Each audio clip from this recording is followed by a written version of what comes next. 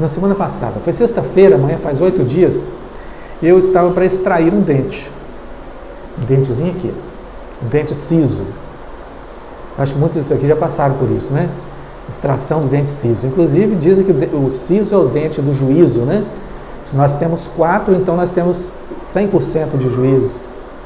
Se nós extraímos um, nós tivemos 25% do juízo. Aí a Edileila falou assim, nossa, você perdeu um pouco do seu juízo. Eu falei, calma, mas ainda tem 75%. Calma que ainda está valendo. Mas aí a gente fica mais moleque, parece, né? Mais molecagem. Mas não é isso não. É porque o dente siso, ele nasce numa determinada época do nosso corpo físico, onde nós começamos a ter consciência das coisas. Né? Já na adolescência, passando para a juventude, né? Que as pessoas falam, está começando a ter mais responsabilidade, mais juízo. Então nasceu o siso, já tem juízo. Bom, e eu precisei extrair esse dente siso que estava aqui. Eu me preparei psicologicamente, né? Não sei se vocês têm medo de sentir dor, tem medo de anestesia, essas coisas. Alguém tem aqui? Medo? Tem, Francisco? Obrigado, viu? Já não estou sozinho mais. Mas até o ponto que eu levei a anestesia, eu fico apreensivo. Mas depois que ela fez efeito, eu procuro relaxar.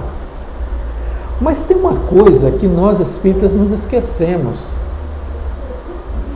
Nós espíritas, no geral, nós nos esquecemos de confiar na providência divina em tudo que nós vamos fazer.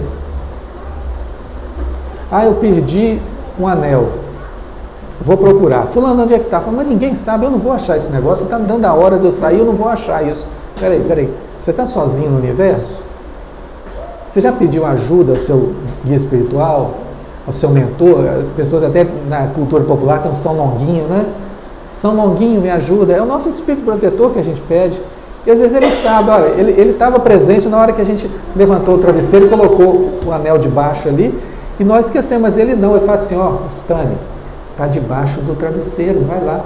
Aí eu falo, São Longuinho me ajudou, Deus me ajudou. Não, é nós que fomos orientados mesmo. E nós nos esquecemos dessas coisas. Então o que eu fiz nesse dia? Peraí, Vinícius, você não é espírita? Você não vive fazendo palestra, isso sai até no YouTube ali, você grava, põe no YouTube, as pessoas assistem. Você fala dessas coisas, o que é que você tem para fazer então? Vai adiantar alguma coisa você ficar apreensivo? É verdade, né? Então chegou no dia, direitinho, eu fiz minha prece, pedi tranquilidade, pedi que guiasse a mão do cirurgião lá, porque ia ser em princípio, ia ser uma cirurgia meio complicada, porque o dente já estava muito rente, a gengiva, ia ter que fazer um corte e tal. E eu fiz uma coisa que nós nos esquecemos de fazer, ou talvez não tenhamos tido não tenhamos nos atentado para fazer isso. Que a gente aprende isso muito com o budismo, com as ciências orientais, de agradecer o nosso membrozinho que vai sair daqui. Nos despedir dele, agradecer ao dente pelo o favor que ele nos prestou, o auxílio que ele nos deu. Pensa bem, um dente extremamente importante para a mastigação. Eu com 57 anos, olha o tanto que ele me ajudou até aqui. O tanto de prazer que eu tive com a alimentação até chegar nesse ponto, de eu me despedir dele. E aí eu o dispensei da ajuda, agradeci e fui. Chegou lá no momento, falei, e agora? Estamos aqui, né, na cadeira já, botaram aquele guardanapo, trouxeram um pano, colocaram em cima de mim, ficou só a boca de fora, né? Eu fechei o olho e falei, agora é eu e Deus.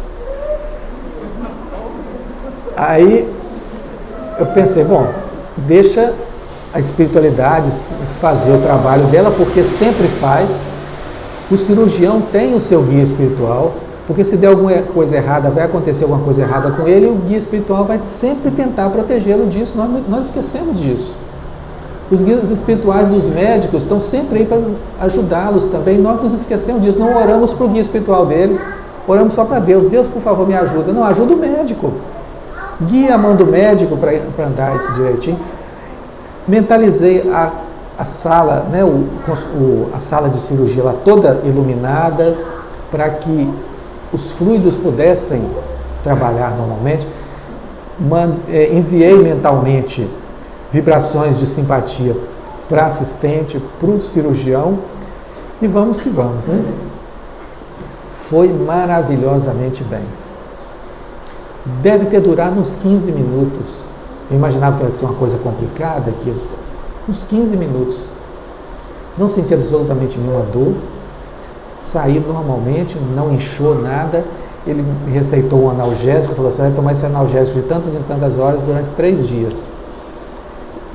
Evidentemente eu obedeci, né? Prescrição médica, a gente não deve fazer isso por prudência. Mas no segundo dia eu já vi que não era necessário mais. Não doeu, nem ali, nem em casa, nem atrapalhou a alimentação, nada. E aí eu falei, eu comigo mesmo, está vendo, Vinícius?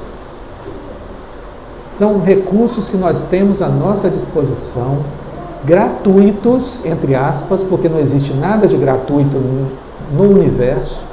Alguém está despendendo forças para isso, nem que seja a própria natureza, é um trabalho dela também, então isso tem um custo natural, né?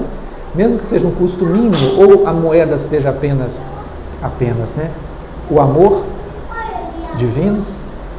Mas nós temos esse recurso que não precisamos nem mesmo ir à casa espírita.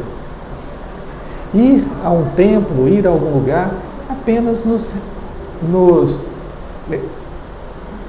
como é que fala?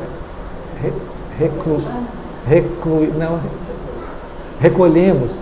Nós nos recolhemos, fazemos a nossa concentração, a nossa meditação e entregamos o fato para quem é de direito. E quem é de direito? O Criador. O Criador não quer que nós soframos. O nosso guia espiritual não deseja o nosso sofrimento. Ninguém deseja o nosso sofrimento, a não ser nós mesmos, uns aos outros aqui, imperfeitos. Que queremos ver o outro para baixo, queremos que o outro se dê mal, queremos que o outro seja preso, que o outro seja isso, seja aquilo. Nós é que desejamos essas coisas, mas os espíritos que estão na condição de mais evoluídos do que nós, mais compreendidos, mais compreendedores da vida, querem sempre o nosso bem. E quando nós abrimos o campo para isso, eles nos atendem com abundância.